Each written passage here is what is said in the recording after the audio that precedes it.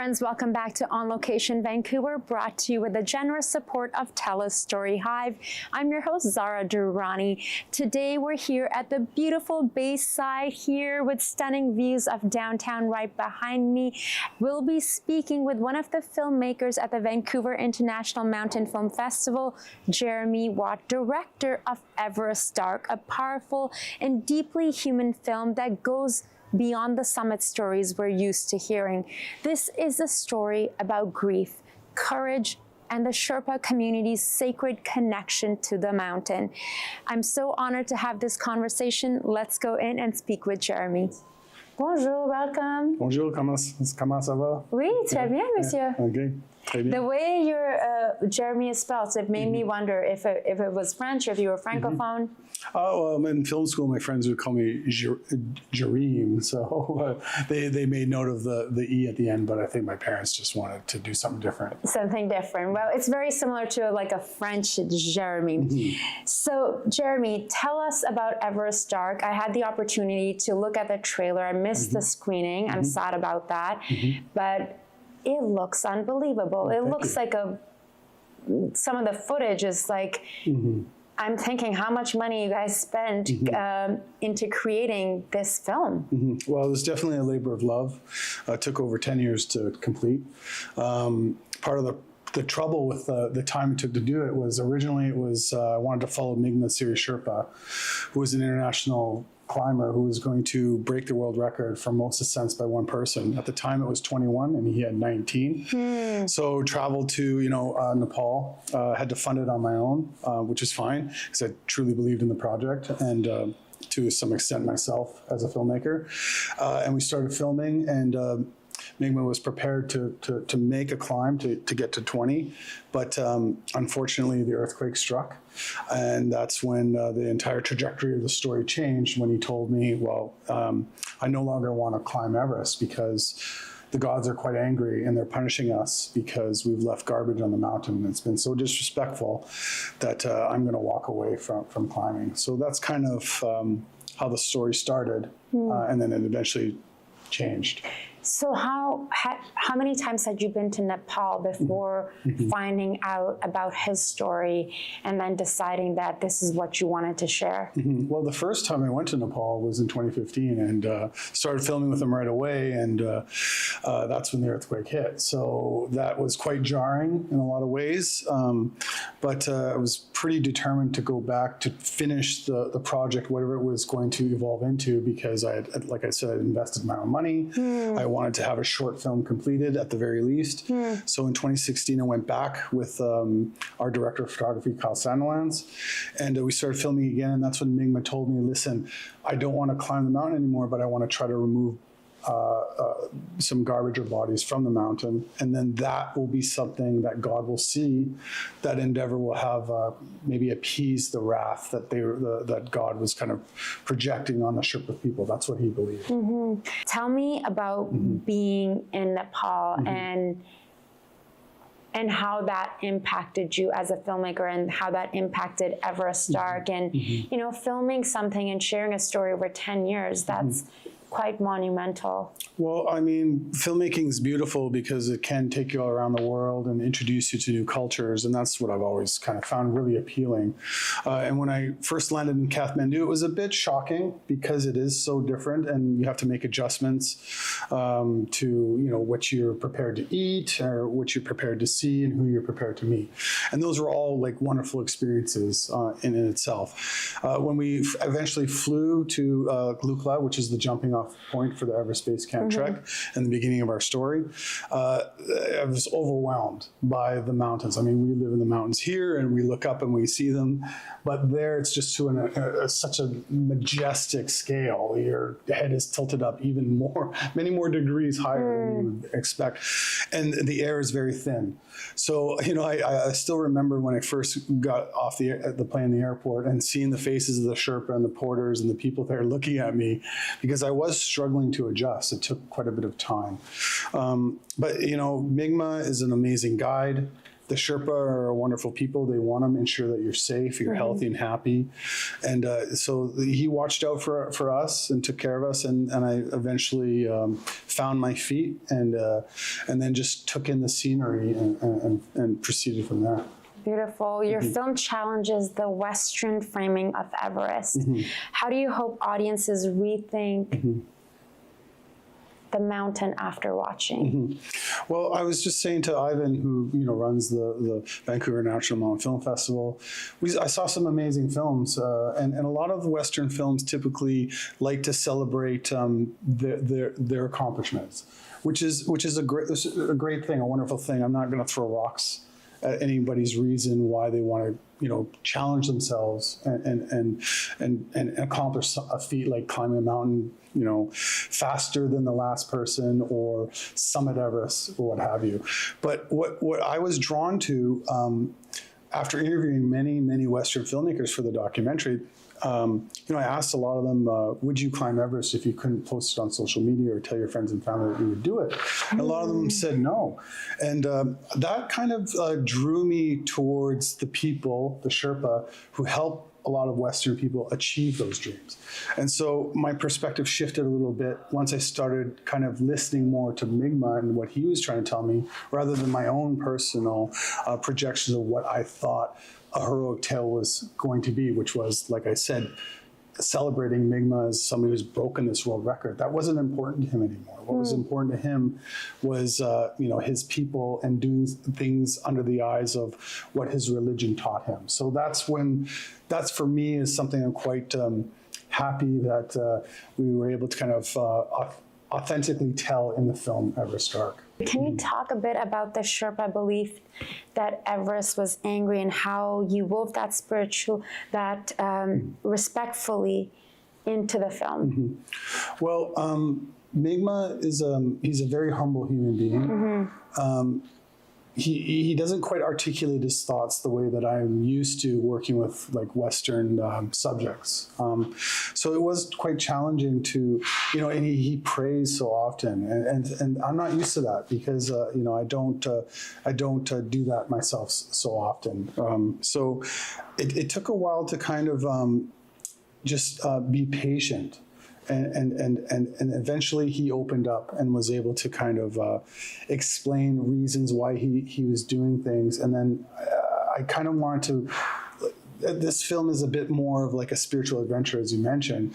And I was a bit nervous about that because I find Western audiences, in myself as well, they're more driven by high stakes, adrenaline, and a lot of action, whereas this is almost the opposite. But that being said, it's a very rich film, a rich story, when you kind of look at it in the big picture. Completely. Now, Mingma is a national hero and also a very deeply spiritual man. What surprised you most about him as a human being? And also, how would you say he's impacted you into the person you are now? Because you have this connection and this relationship for over a decade now. Well, the thing that I was most impressed with was his humility.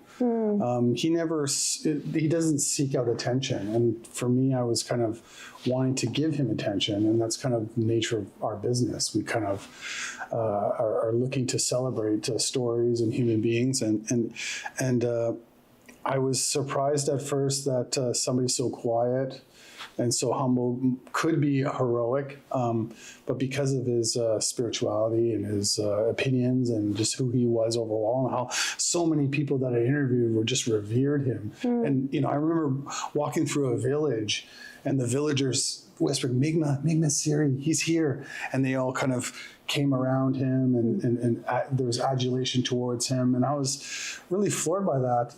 And later I learned that after the earthquake, and Mingma donated a lot of food and money and resources to these villages that suffered, but he never told anybody about that. I had to find that out from people around him. So for me, somebody who gives themselves to others was something that I really admire. And I try to find a bit of humility. It can be tough, and and being in the entertainment business, wanting attention from audiences, but at the same time, I'm happy with the film.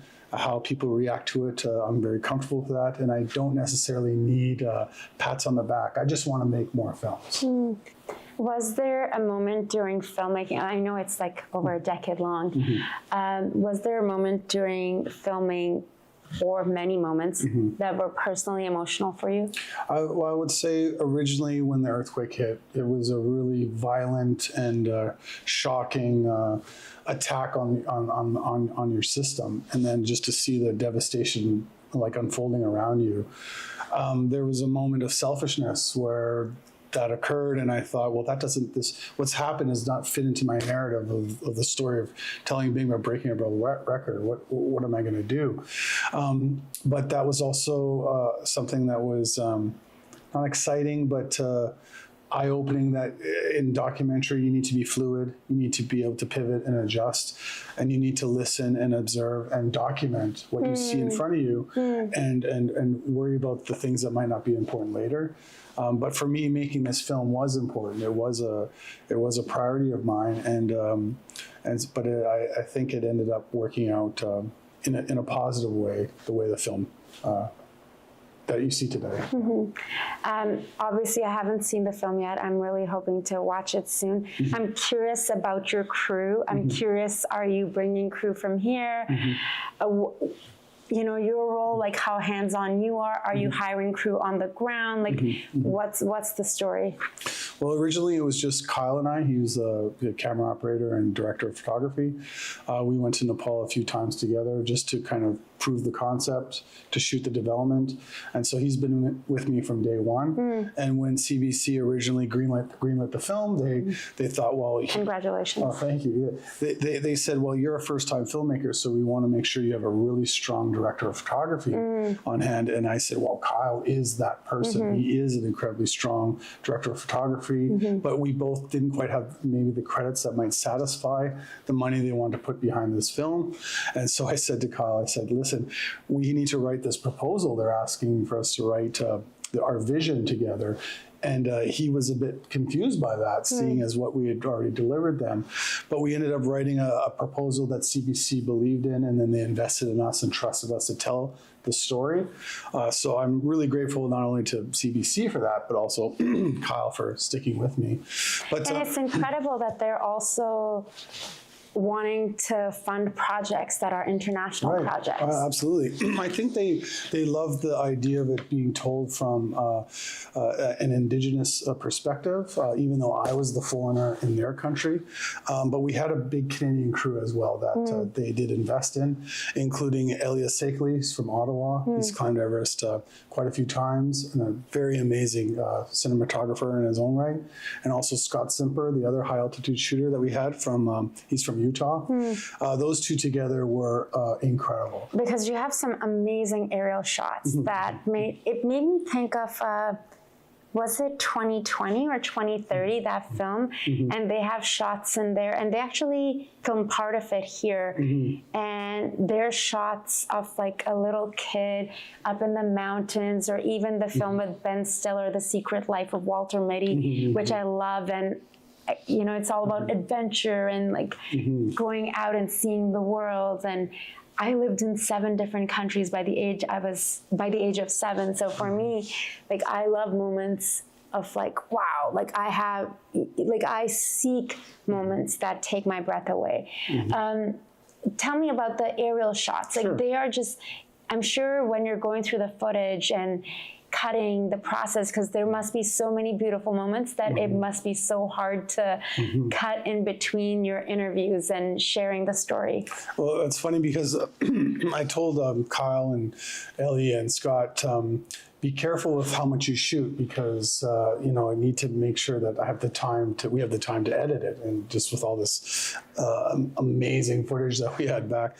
But the thing that's changed a lot of is, we call them game changers in the industry, and one of them has been the drone by DJI. And so, you know, that's kind of where my background comes into. I use the drone quite a bit in some of the television series that I direct, and I've really adopted that tool as part of my personal repertoire. So just watching certain subjects, being able to use the drone for years and on these Discovery Channel and History Channel shows, I've kind of learned how to like move the bird around, and in particular, not just getting scenics, but also weaving in the subject matter to tell that story, to drive the narrative forward with the drone. So I'd love to hear for anyone out there who's an emerging and aspiring filmmaker wanting to get into, the documentary world. What advice would you give to them? And tell us a bit about your story of how you got into directing. Sure.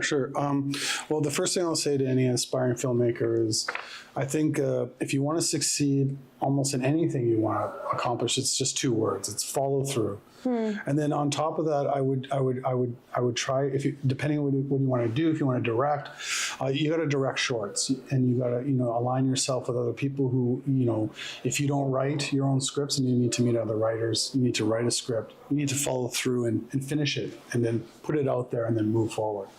So for me personally, I lived and worked in LA for a couple of years, was a development assistant and assistant for some high profile filmmakers, and that gave me a lot of confidence, but also realizing that in the States there's some amazing filmmakers down there. It's a massive fishbowl. So I eventually moved back to Canada, where it's a bit of a smaller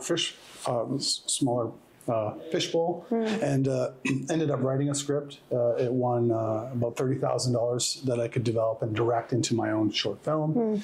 That won some awards, and then that kind of, you just snowballed from there. But what I realized in my neck of the woods is that Canada is a very documentary reality show heavy kind of arena to work in. So I embraced that. So I got into coordinating and managing media, but always wanting to direct, and then eventually got the shot on Ice Pilots for the first time to direct an episode, and then just kind of honed my craft by doing as much directing as I could, and that happened to be in those arenas. Out of curiosity, did you also go to film school, or is your experience been on set mostly?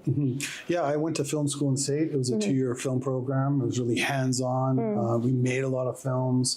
And then eventually, because I graduated from that post-secondary institution, I was eligible for a visa to work in the States. And so that's when I moved down there. Got involved with some filmmakers there, reading scripts, writing coverage, and just kind of, like I said, just taking that step and following through with whatever I was doing it to the best of my ability, whether it be coordinating or managing media or just assisting producers.